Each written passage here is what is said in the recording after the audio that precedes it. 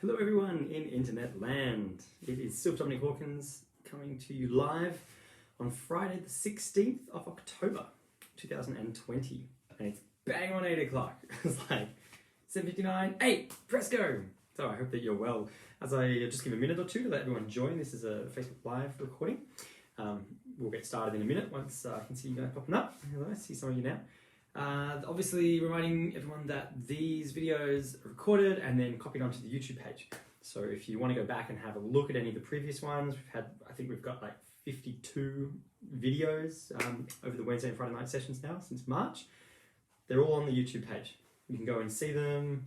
They're all categorized, funky little thumbnails, and they've got their subtitle links of the actual themes of the videos. So you can go and have a look at that.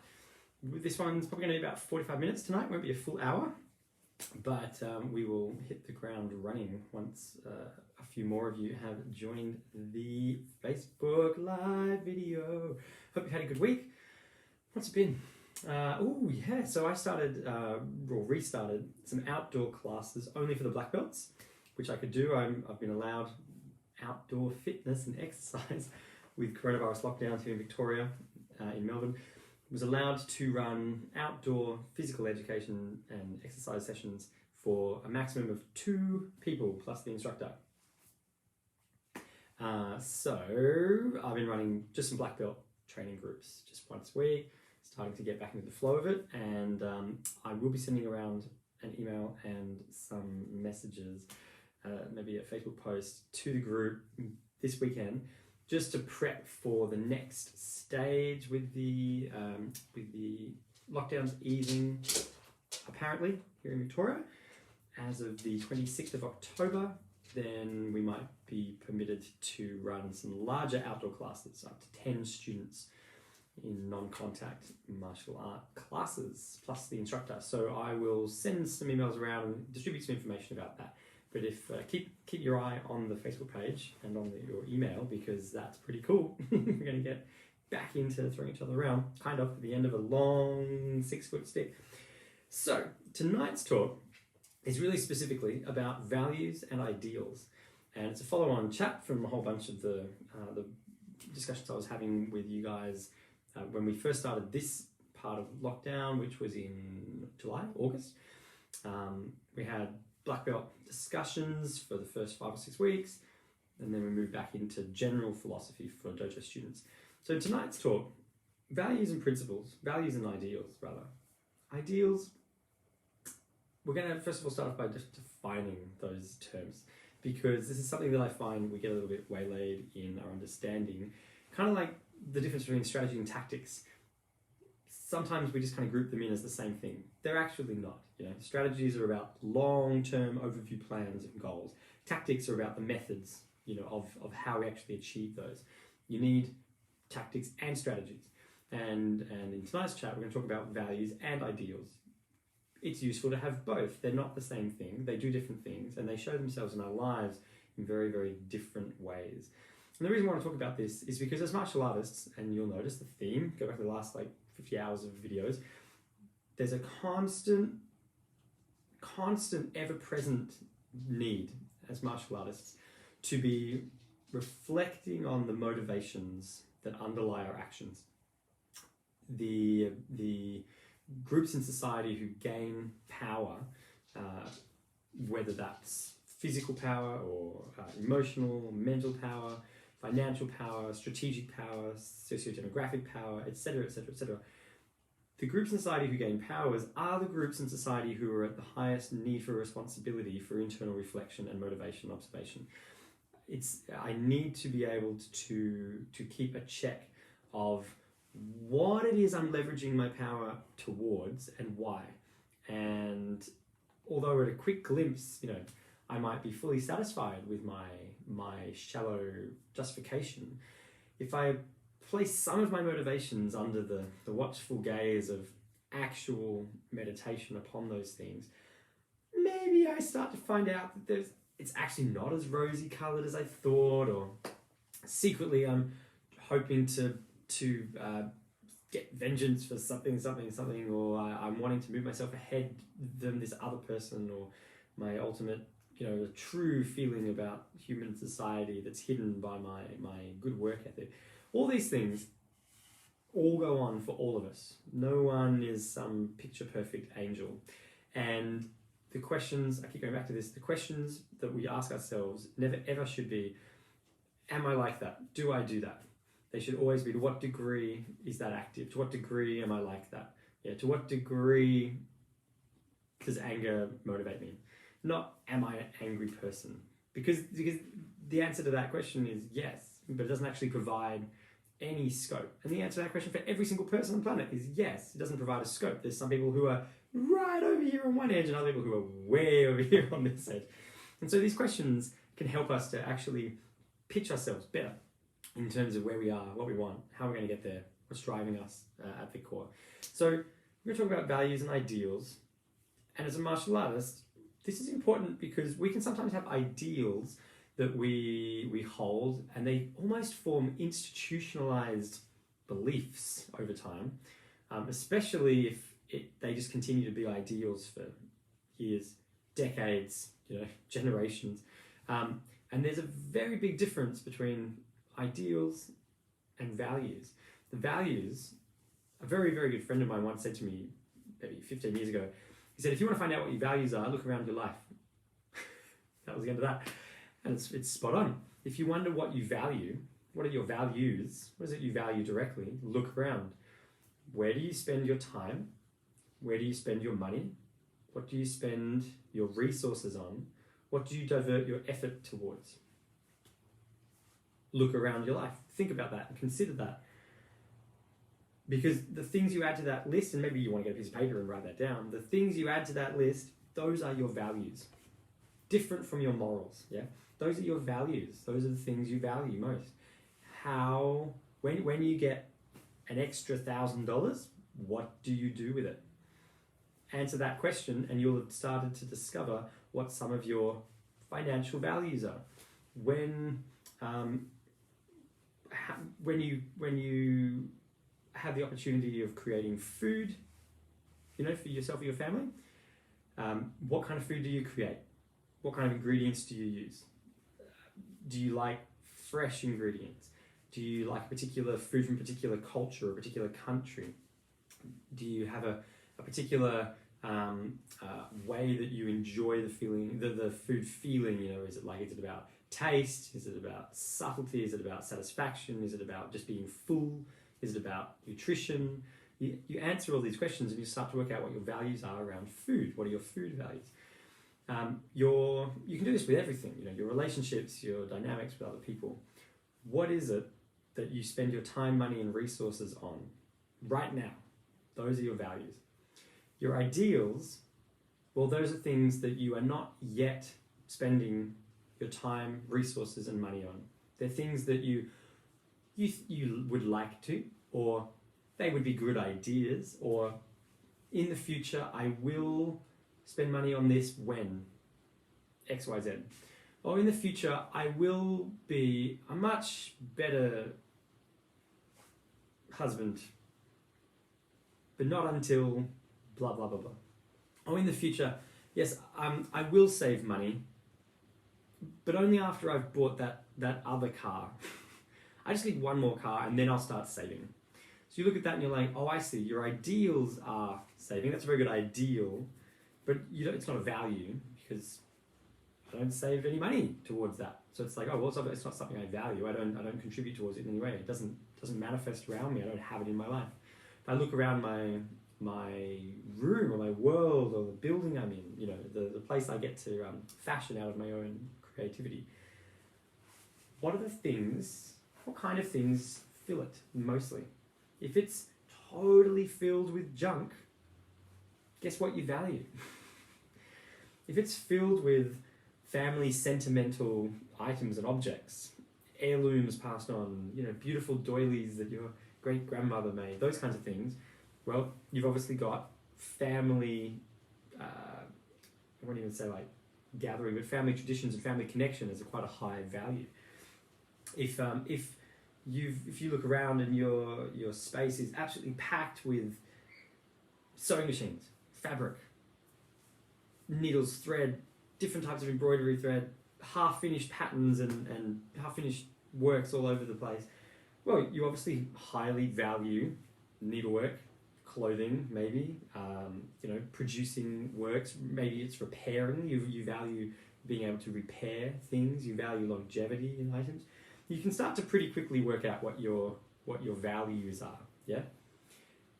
If you want to take things from your ideals and you want them to become values, it's very simple. You need to start spending time, energy, money, and resources on those things.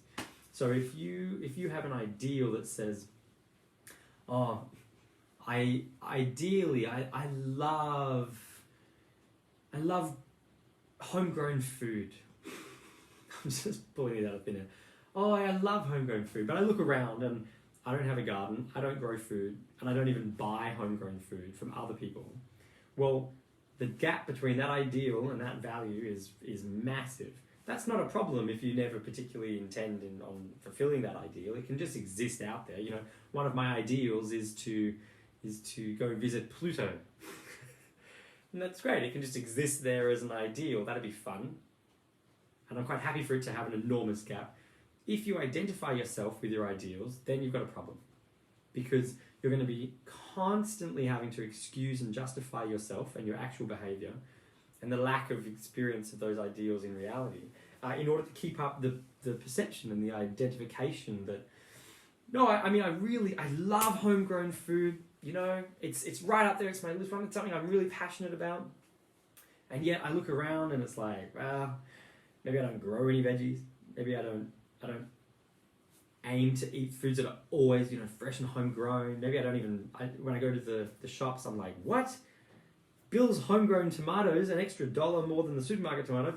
Sorry, Bill, I'm going to buy the supermarket. Well, very clearly, all of my behavior, all of my actions, my true values are cost saving, maybe easy, conveniency in food, and cheap, and filling. Maybe those are my actual values around food. And over here is a pipe dream where I say, yeah, but maybe I've started saying that because, it makes me look good on Facebook Live videos. And say, I really value, and we don't use the word ideal. We say values, but we are confused with what we mean. I really value homegrown food. Yeah, everyone should grow their own food. How many people do you know? It's good, hypothetical. I don't know why I'm going down this path. How many people do you know who have kind of ever said something like that to you where they're like, yeah, everyone should do this.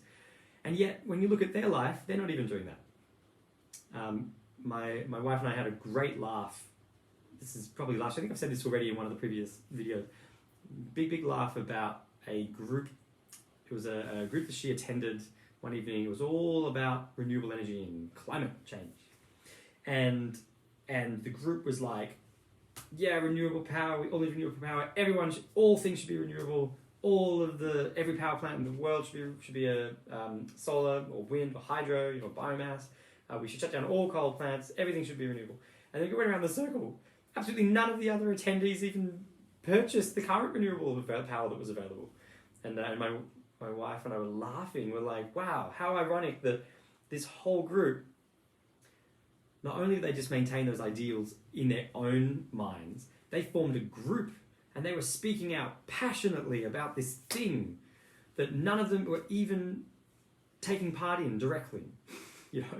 So what we have to do is, it's very important for us to review if we're involved in groups or movements, of people, regardless of large number of people. That's why I'm watching the chat in the group. I remember they sent you home with stickers. That's so brilliant. That was the icing on the cake, wasn't it? Oil's terrible. By the way, we printed these plastic stickers for you. I want you to take them home. I've diverted. So if you look at the members of a particular group, let's say, and what they're advocating for, before you join the advocation, it's worth reviewing whether the things that group are pushing are ideals or values.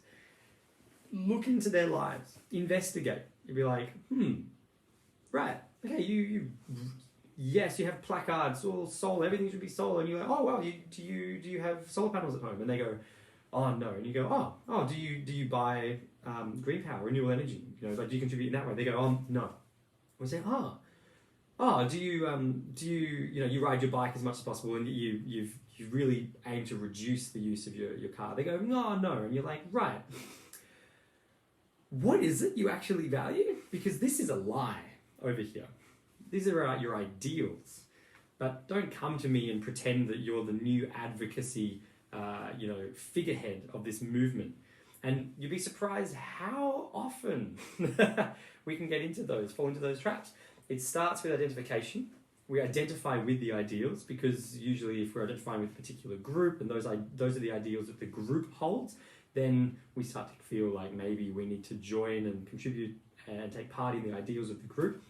And so maybe there's something to be said that at the beginning, if someone's just decided to identify with the group yesterday, well, clearly they're not going to be expected to be fully up to speed as values with the ideals of the group. That's fair enough. But if you consider that someone is acting as a leader of a group, advocating for the group, presenting themselves as a representative of the group, well, by that point in time, they're obviously not new to the group. Yeah, they didn't walk in yesterday and suddenly start advocating with passion for it.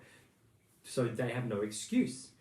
If you get to that point, it's like you say to the group, as soon as you're willing to actually make your ideals your values, then call me. And until that time, don't waste my effort. Yeah, you're just spreading your own propaganda without any attempt to cause any change, any legitimate value. Yeah. And that's just a funny example I took. This happens all over the place. So in martial arts, it's this weird, we see this all over the place because it's very trendy to advertise certain things in martial arts to get students as clients. So when you run martial arts as a business, which I do, when your dojo is a business, obviously that business needs turnover and income. The students become clientele in many ways and customers because the students and their families are representing the income, and the income is what's continuing the dojo to exist. That's all great. One of the issues is when I look at that and I go, who are the students I want to approach? So what is the particular market demographic of the student that I would like? And maybe that's something simple as like, I'm going to cast a really broad net, and around me there's just 20 karate schools, so I'm just going to try to cast a net over the whole populace. I'm not really going to narrow it down. I'm just going to go everyone. So immediately now I see what's trendy. What are the other schools? What are they tweeting? Oh, it's all about wellness and resilience and self-confidence and let's get onto the resilience system. Now that's a school buzzword and we're going to use that. Well, I change my website, I alter my language, and if I'm giving interviews, I give these talks and I talk all about this. I talk about teamwork, and this is something I find quite funny. Martial arts, this happens a lot. You see this in martial art presentations. It's all about teamwork. It's all about these kids. They've come from situations, been experiencing bullying. We're going to really help them feel solid in themselves and self-confident and build their self-esteem. And we also we take part in tournaments, and we love tournaments, and we want to somehow combine the values of tournament competition with our kind of egalitarianism of these kids. You're not going to necessarily overcome your fear of being bullied by changing the paradigm of bullying or altering the story and the narrative in your head. No, you're going to move from that by becoming powerful. So you're going to move away from being the poor victim to being the perpetrator, and that's how you're going to move away from experiencing bullying. It's like these weird things are on one page. Someone, the same person might talk in depth about how much they believe in the competitiveness of tournaments and the ability and all, and they've all got, whatever, they've got their explanation of why 5-year-olds should be in tournaments, and then on the very next page, a completely different blog topic. It's a whole massive article about how what we really need to do is we need to teach children how to feel their own innate sense of worth, and it's not at the behest of others, and it's not about where they are in the hierarchy of their peers and blah, blah, blah, blah, blah. And you kind of read the two and you're like, what is it you actually believe in? Because these are conflicting concepts. I'm sure that you have an actual value. I just don't know which of these it is.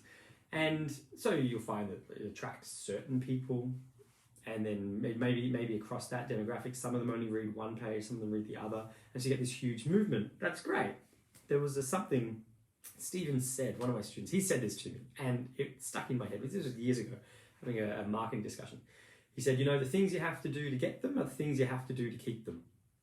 And I took a moment, and if you're watching this, Stephen, thank you. That was such a great little one-liner you put out there for me in terms of marketing. I was like, right, that's right. I can't be bothered to keep having to do the things that I don't believe in just to keep up the maintenance of the people I don't actually want, because what are their values are not aligned with my values. Their values might just align to my ideals. And so I decided at that point in time it was well worth my time clarifying what my actual values were in terms of martial arts as a business and my student demographic. Clarifying that, and then realizing that, that's fun. That doesn't take a lot of effort. I enjoy talking about those particular things, and I enjoy talking to those people about those particular things, and I enjoy running those classes that present those things in those activities. So suddenly that whole process is easier. You know, I'm not having to maintain lots of little dishes in the air. Sure, it might, and it has a consequence. It leads in a certain direction that those are the people. If I've chosen a very niche market, a very specific niche number of individuals, that might only represent like 0.01% of the population in the area. Well, the consequence is I'm only going to have a dojo of 100 students. Over here, I could have a dojo of 10,000 students because I've cast that net wider. Possibly what it means is that it's going to be more work. If I'm willing to deal with that consequence, that's fine. So again, this is another little example. Before we join the ranks of anyone, especially before we join some movement, this is what we want. What do we want it now? When do we want it? Forever? I don't know. I think I said that wrong. What do we want? Time travel. When do we want it? Doesn't matter. Before we pick up a placard and go join a group, regardless of whether or not we agree with the underlying message, it is always worth us taking the time to investigate whether the group, the representatives in that group, the leaders of that group, whether they actually hold as values the things I hold as values. Or am I just being sold marketing? Am I just being sold advertising? Yeah. Or that this person gets up and speaks passionately about this thing. And I'm like, that's great. And then I see another video where they speak passionately about a completely contradictory ideology. And I think, wait a minute, this is getting confusing. And then if there's a third video where they speak passionately again about yet another contradictory concept that even contradicts the original two, well, hopefully what should happen is your respect for that individual should just vaporize, and you catch that before you tie yourself into things that are difficult to get out of. Yeah, before you find yourself 200 kilometers down a road with consequences that are that all of a sudden you realize, wait a minute, this was my super, I thought that being a member of this group was going to help lead toward these changes that I really hold as actual values. Turns out, because these were just good future ideals, but none of the other members of that group shared that as a value. They're not spending their money and time already on the solutions to that problem. Maybe their actual values are other motivations. Maybe their actual values are hatred or cynicism or apathy. Maybe their values are conflict or aggression. Maybe if I look around, what's the common thread? What do they spend most of their time, money, effort on? And if I realize that most of their time, money, and effort is spent on destroying the lives of other people across a seeming range of trendy ideas, that should be a really big red flag to me, that I don't think that person actually cares at all about any of those things. Even if they're ideals, they are very far away, and the gap between their values and those ideals are light years. Well, what that should tell me is that those people are not going to lead any positive change in the direction that I actually value.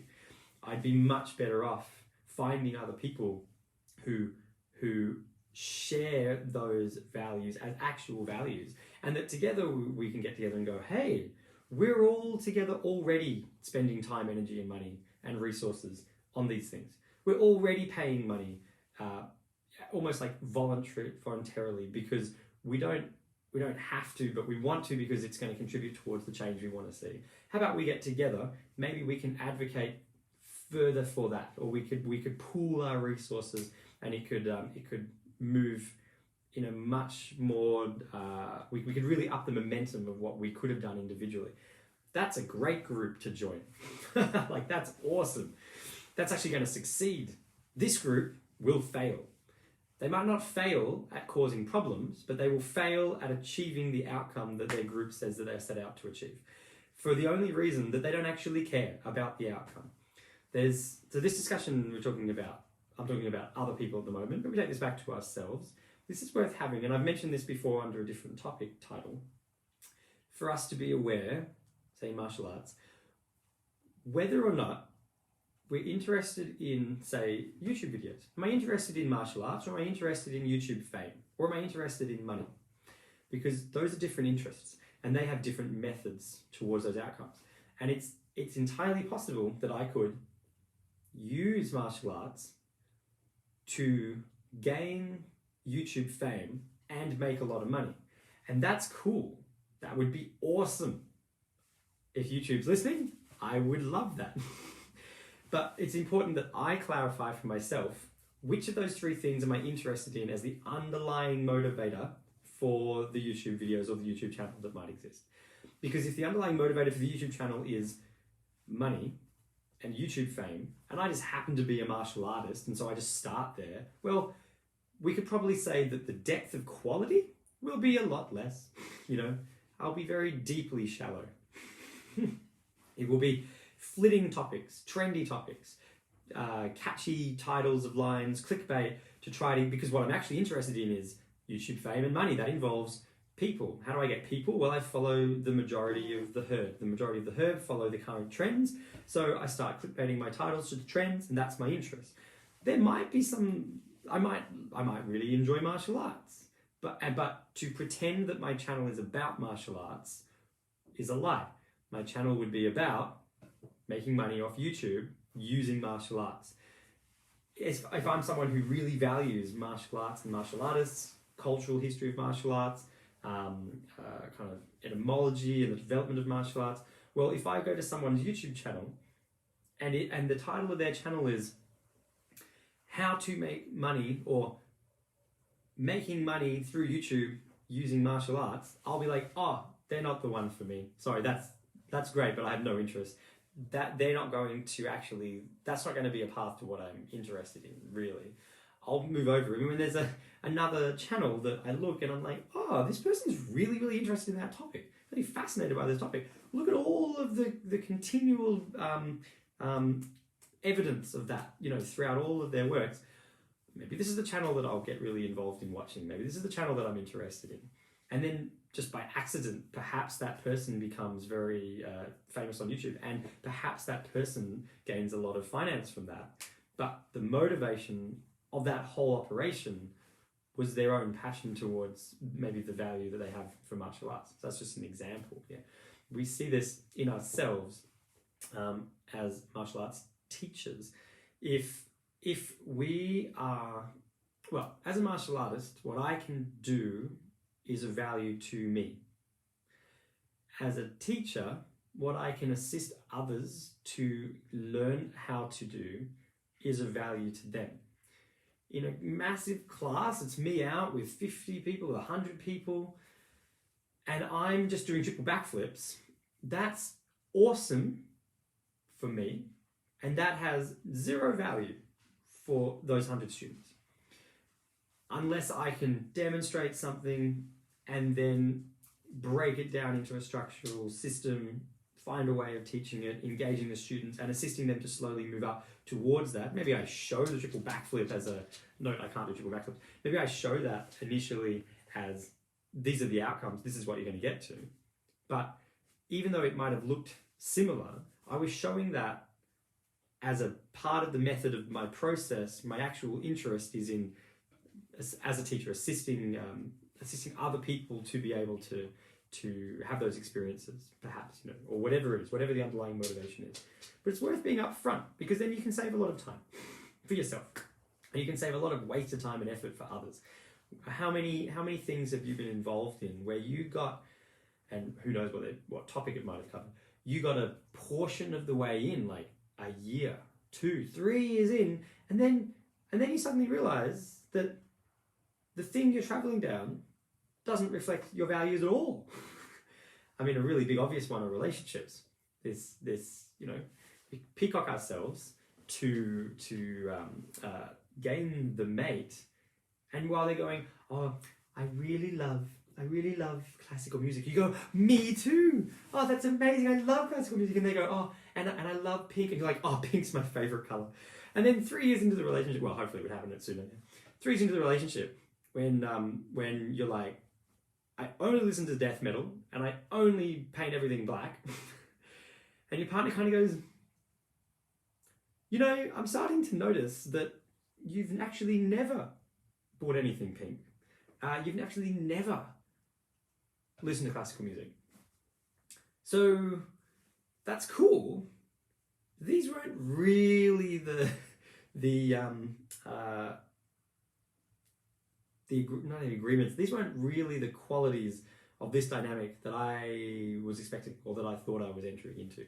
So quite often we find that then, well, what happens to the relationship? Either there's some kind of compromising of those experiences. Okay, well, I don't need you to like pink. I'll like pink and you like black, and we'll just do that. And we'll probably not be involved that much in each other's things, because I want to go to the ballet and you want to go to the death metal concert. And, you know, so maybe now we'll just have separate friendship groups, because that would be cool. We don't actually have to, you know, have anything to do with each other. We don't have to be friends, just married. So I don't know about you, but I've been on both sides of that, especially younger, dating as a teenager, thinking that was what I had to do. You know, you're supposed to, because they were maybe ideals. Oh yeah, this is an ideal, but they weren't really values. But I presented them as values, and vice versa. You know, I people in my life who they might have had really honest ideals about something, but they presented them as values, and we get involved together, maybe in business, and very quickly it's like, oh, wait a minute, actually, I'm here busy now contributing towards these outcomes. You're here busy not doing that. You're not contributing your time, energy, and resources towards what I thought were the shared outcomes. This really comes back down to communication skills. But initially what we need to be able to develop is our own communication with ourselves, to be honest with ourselves. And there's no, it doesn't have to be an embarrassing thing. Like, you know, my example, I love playing piano. I love piano.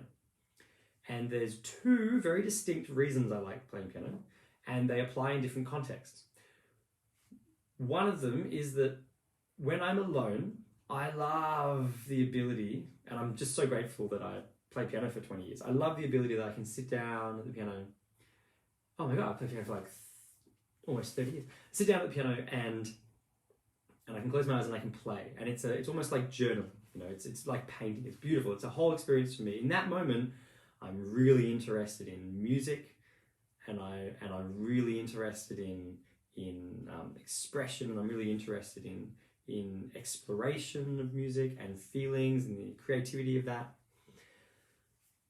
That's very different to when I play piano in public. When I play piano in public, I'm less interested in piano, and I'm more interested in being famous. I'm more interested in being clapped, and I'm far more interested in other people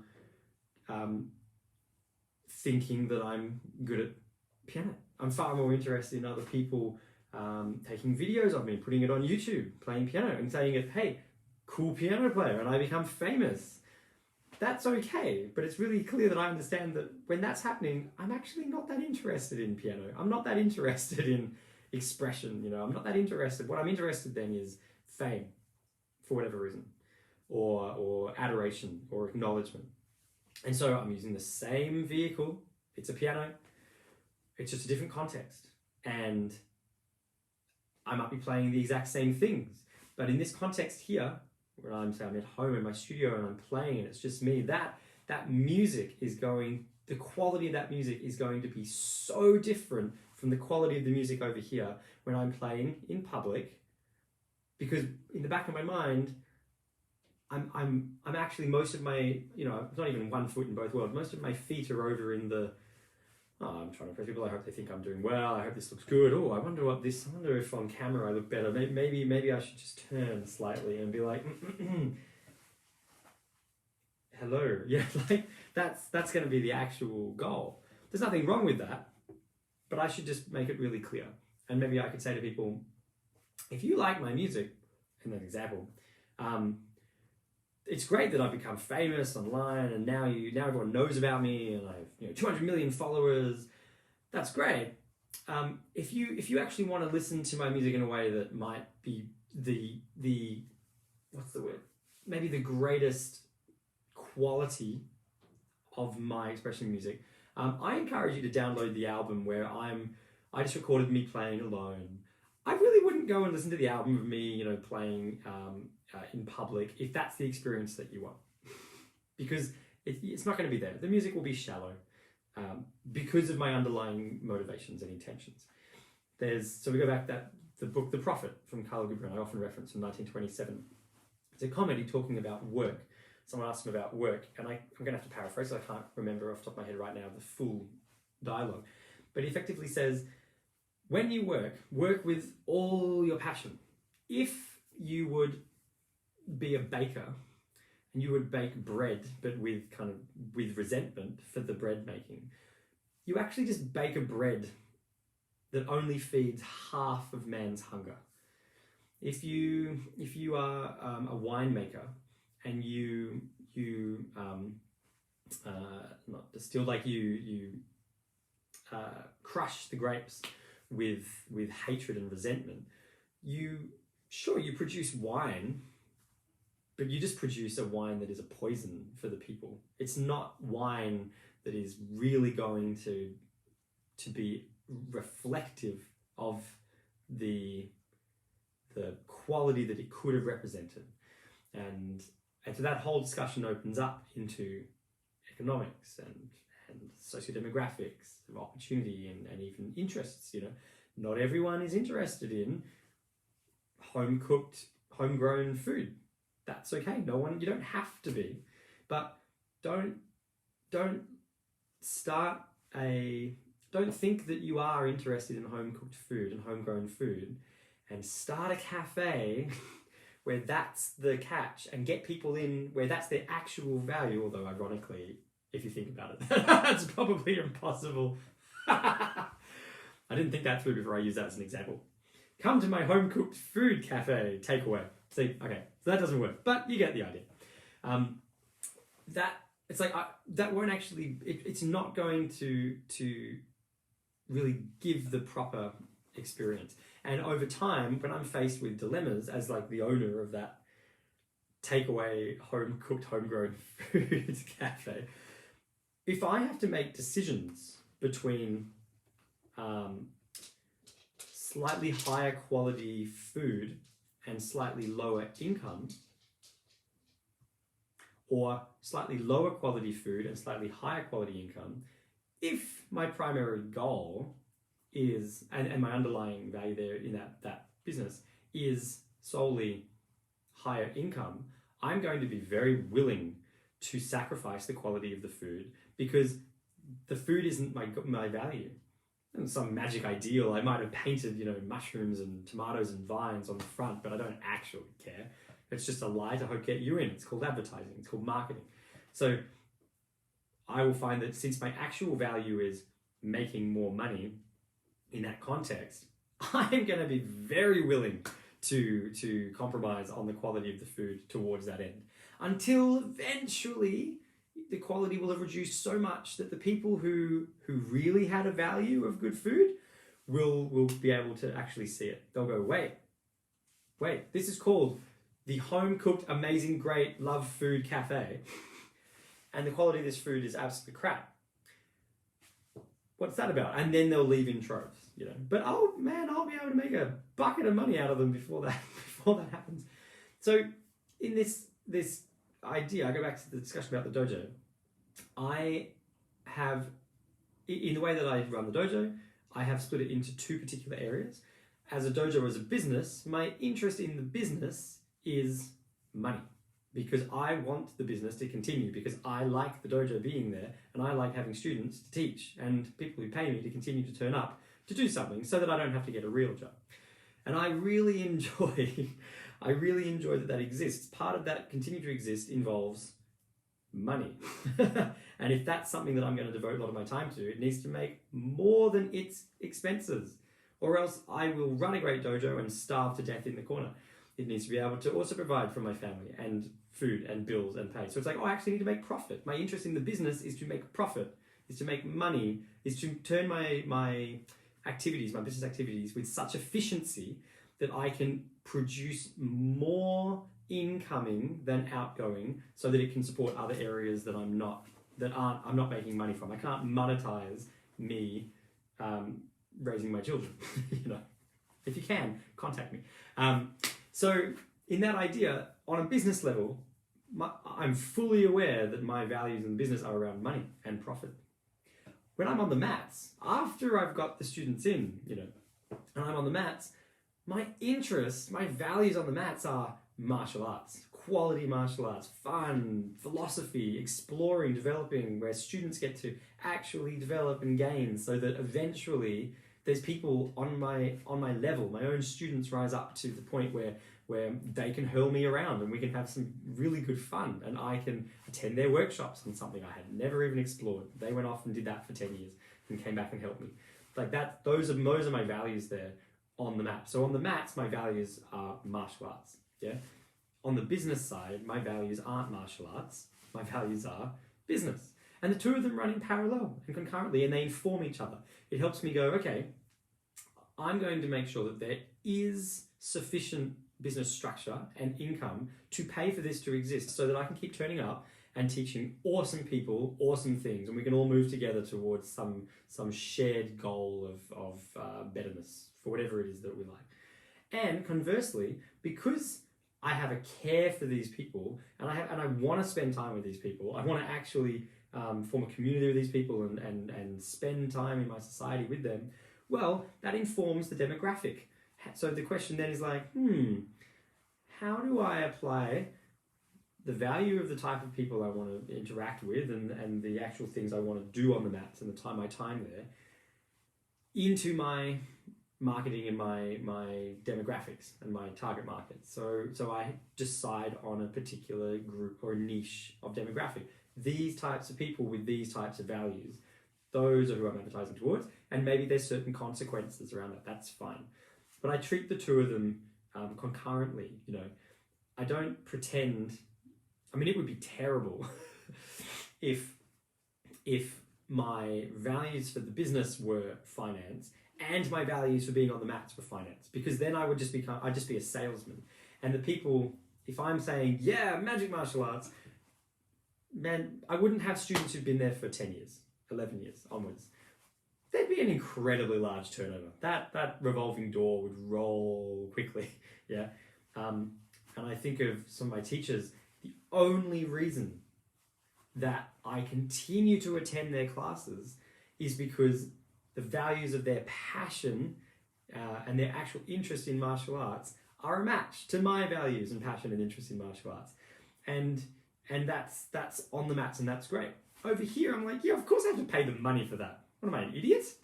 Expect them, it's not a public service, you know? So I can see the two as different sections and treat them as separate to that. And I don't go, oh, look at Billy.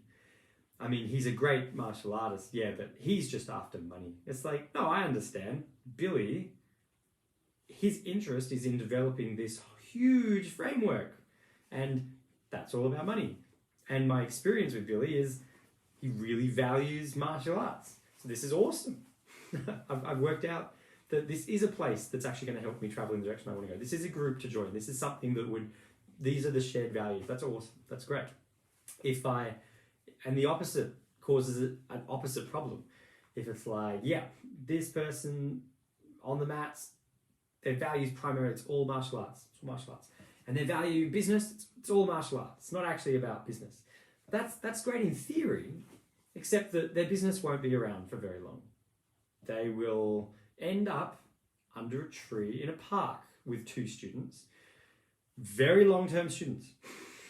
They'll have students who've been with them for 700 years, both of them. But they will, just for some reason, just never be able to actually pull it together as a business. They'll never really be able to do what needs to be done to formulate it as something that could continue to fund itself. And pros and cons of that, I mean, they get the benefit of that extreme focus, and that might be useful if that's what they want. But one of the cons is, well, how limited have they been able to actually develop that? If they're interested in martial arts, are they interested in martial arts for themselves? Are they interested in martial arts as a framework? Do they want to contribute to the continuation of that framework? In which case, you want to be able to provide a large group of people and depth of quality of study. So it's either, how do you achieve that really? You know, can you value money and finance over here in this realm? Be honest about that with yourself and others to such a degree that allows you to build a business to have 1,000 people, 1,000 students who come, and somehow by magic over here on the mats, your values and your passions about martial arts are such that you provide excellent content of extreme depth. And like best of both worlds. That's amazing. That's very hard. I've only met a few people in my whole life who've been able to do that, who've had the skills and ability to do that and to compartmentalize that in that way. Been very successful. And I've met a lot of people who have not done that. They've one extreme or the other, and they both fail in terms of either one is like massively financially successful but produces nothing but crap, and the other one is unbelievably deep, but they can't ever get anyone in the door, and they can't have consistent classes because sometimes it rains and they can't use the park. You're like, well, neither of those are great. So maybe it's worth considering something different. So I'm going to loop back around as I'm approaching the end of it. That was a little bit of a rant there. That values coronavirus. Or was that too soon? Sorry. Ooh, too soon. Not even out of the thing and I'm making jokes about it. If you have ideals and things that you identify, these are ideals. They're actually whimsical ideals and hopes for the future. I would genuinely like to move in that direction. I don't know how. The gap is massive. I don't know. It's just an ideal. Well, the question is like, what can you pluck out of that ideal and do right now? What can you put into your reality so that it is a value? It's actually something that matches up, because your values are everything that you value around you.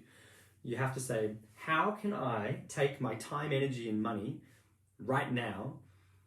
In what ways do I spend it? Where do I put it? What do I do? What contribution of resources do I give? And maybe I can't achieve the whole ideal, but I can cherry pick something that I can contribute to right now. Yes, maybe I think we'll go back to this renewable thing. Yeah, the whole world should be based on renewable power. I'm like, great, that ideal, that's a big ideal over there.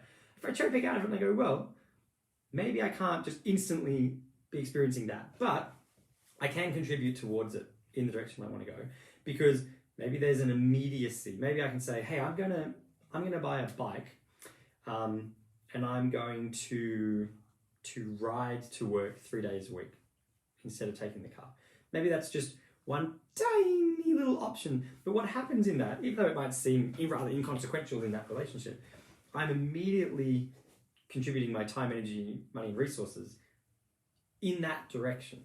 And that's just the first thing, because after I start contributing my time, money, and resources to that, well, I'm going to continue contributing time, money, and resources to that, which means it starts off with a bike 3 days a week, and then eventually it's the bike 4 days a week and 5 days a week, and over time, the car just kind of sits in the driveway. I don't know, I never use it. I organise other things with my kids. I walk the kids to school now. We change school. Now we live somewhere where we don't have to drive as far. So slowly it continues to build in such a way that at each transition and each position, it's still a value. It's still values. And yeah, I'm moving towards my ideals. But to just leave that out there and be like, these are my ideals. My ideals are that, peace and humanity. Great one. Let's pretend. Let me make slogans and say, peace. And if you don't agree with me, I'll shoot you. Because my actual values aren't peace. The ideal is peace. My value is winning. Big difference. My value is to win. The vehicle of winning is the slogan of peace. If I was actually interested in the value of peace, if that was a value, I'm just pointing over here because it's like, ideals, values, I don't know why. If that was an actual value, well then I would have had to find ways of moving towards that are congruent to the value, yeah? And one of those ways would be like, well, since what I'm interested in, what I really value is interpersonal communication and a way of resolving conflict, I can't simply kill you off because you don't agree with me, And then we get these awesome quotes. We work this out as a society, yeah. It's just not taught well. We have quotes like, you cannot violently move towards peace. Yeah, you can't bomb a country into peace. Those are antitheses. Yeah, that's not peace. It might be a pseudo peace. It might be something that looks like part of your ideal. It's not actually, and you actually are just an upright liar. You have no interest in that at all. If it's like all humans should be treated equal, except for you. That's an ideal. It's not a value. If my ideal is equality for all humans should be treated the same. Except all the people who disagree with me, they should be sent to jail. They should be just executed in the street because they're the problem. Well, clearly there's a gap. Clearly the ideal that I have of all humans should be treated the same is not, I'm not playing that out with my time, money and resources because my actual value is just get what I want or succeed at all costs. So I go out and I'm like, yeah, I just killed all the people I don't agree with because they didn't agree with my ideal. What happens after that? This is why revolutions overthrow governments and install despots who are worse than the original government. Because in order, and this is just the way this works, in order for the rebellion and the revolution to be able to overthrow the government, to install their ideals, they have to be willing to murder the government off. And then they sometimes say, yes, now we believe in peace. It's like, well, no you don't. And like the guy like my little imaginary person in the homegrown food takeaway cafe, as at the first moment that the question is challenged, continue maintaining peace, continue experiencing peace, or continue maintaining winning. If my value is winning, I'm not going to have any problem decreasing peace because it wasn't my value to begin with. It was just a lie. It was what I put on the placard because if I was honest on the placard, well, I probably couldn't have got what I got because most people wouldn't have agreed with me. What I needed was a huge groundswell of people who it was their actual value. I needed to lie to them and convince them that I was the figurehead for their movement rather than, one of their actual people who might have been more legitimately positioned for that. So if I'd taken a placard in that said, I don't really care about peace, what I want is to win, none of those people would have agreed with me, and then I wouldn't have got to the position. So it's good strategy. It's terrible humanity, but it's good strategy. I suggest that for the students who've been watching this, the takeaway is get a piece of paper, and you can do this about your life in general, but do it about martial arts. Write down values, one column, and ideals in the other column. Draw a line between them, and think about martial arts.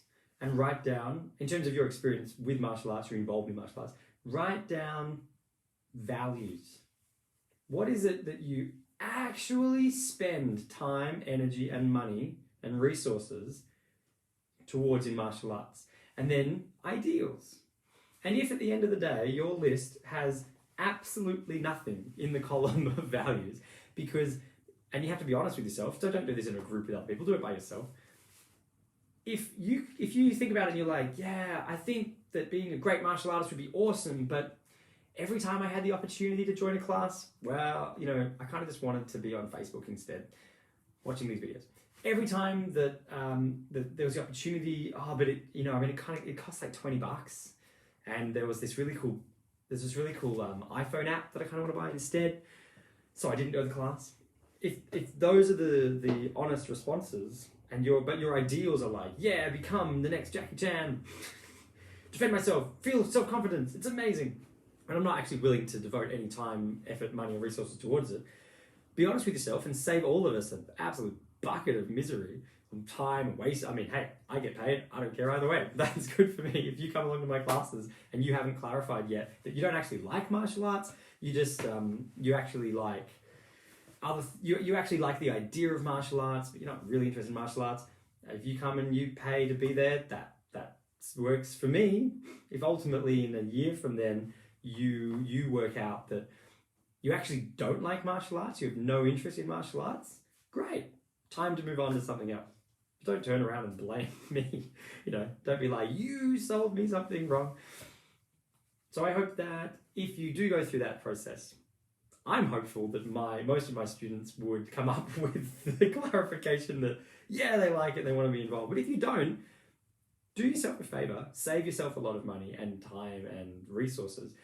Work out what it is that you value and then put your energy towards that, because you're going to be way more successful if you do that.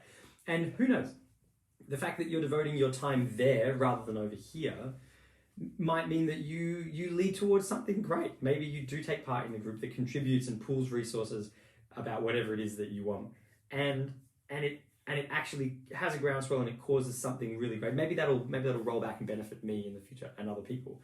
You might have been better off spending your time and your resources over there once you clarified what are your actual values and what are your ideals and how do they differ, and do you want to close the gap between them. I hope that this has been fun. I'll expect an essay on this from my black belt students. I will see you, well, have a good weekend, and I will see you guys next week on Wednesday for, can't remember what session number we're up to, 27 or something, or 28, of the Wednesday night meditation and breathwork sessions. And